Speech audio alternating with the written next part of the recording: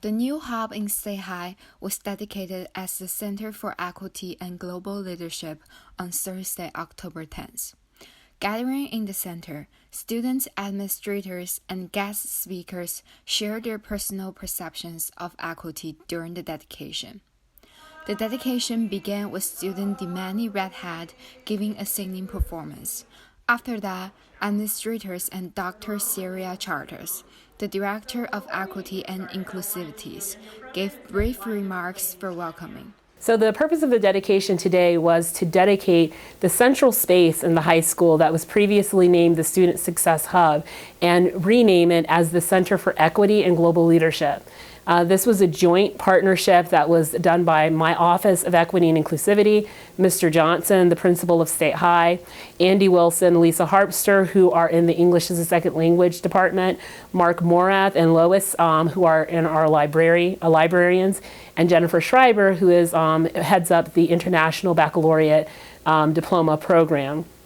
The purpose was to have a space that's central to the high school where we can put on programs and also display art and different expressions of students' identities in a space where these types of expressions, these types of programs are welcome. The purpose of it being in the center of the school is because it's a place where students have to regularly pass. And so we wanted to ensure that every student has the opportunity to engage with these programs, with this art, with musical expression that happens in the central space in the high school.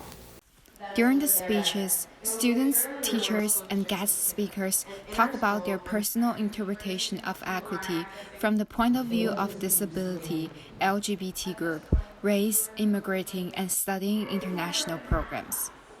Andy Wilson, teacher of the English as a Second Language department, shared his story of immigrating to State College from Canada as a child to talk about the importances of internationalization. Joy Lu, a senior student, developed a speech of her Asian identity and family background for her story attending summer school. Moreover, many other personal stories and thoughts had been shared during the dedication.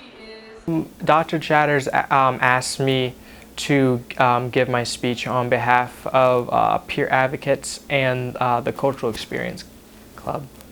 I felt pretty good. There's a lot of good